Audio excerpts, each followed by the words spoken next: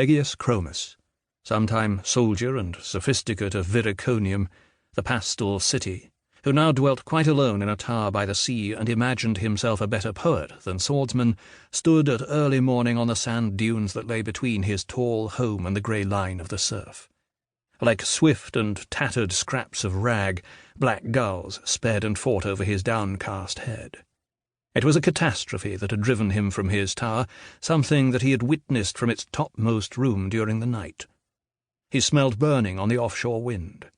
In the distance, faintly, he could hear dull and heavy explosions, and it was not the powerful sea that shook the dunes beneath his feet. Chromis was a tall man, thin and cadaverous.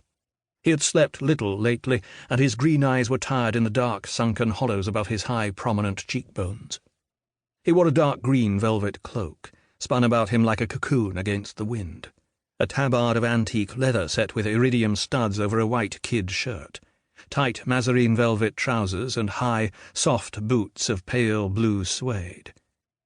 Beneath the heavy cloak, his slim and deceptively delicate hands were curled into fists, weighted, as was the custom of the time, with heavy rings of non-precious metals, intagliated with involved ciphers and sphenograms.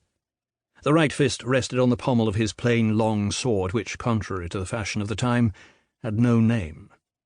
Chromis, whose lips were thin and bloodless, was more possessed by the essential qualities of things than by their names, concerned with the reality of reality, rather than with the names men gave it. He worried more, for instance, about the beauty of the city that had fallen during the night than he did that it was Viriconium, the Pastel City. He loved it more for its avenues paved in pale blue, and for its alleys that were not paved at all, than he did for what its citizens chose to call it, which was often Viricon the Old, and the place where the roads meet. He had found no rest in music, which he loved, and now he found none on the pink sand. For a while he walked the tide-line, examining the objects cast up by the sea, paying particular attention to a smooth stone here, a translucent spiny shell there, picking up a bottle the colour of his cloak, throwing down a branch whitened and peculiarly carved by the water. He watched the black gulls, but their cries depressed him. He listened to the cold wind in the rowan woods around his tower, and he shivered.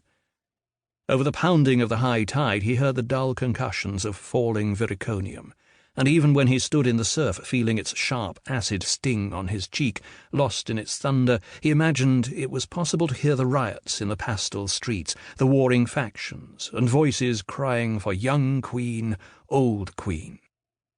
He settled his russet shovel hat more firmly, crossed the dunes, his feet slipping in the treacherous sand, and found the white stone path through the rowans to his tower, which also had no name, though it was called by some after the stretch of seaboard on which it stood, that is, Balmacara.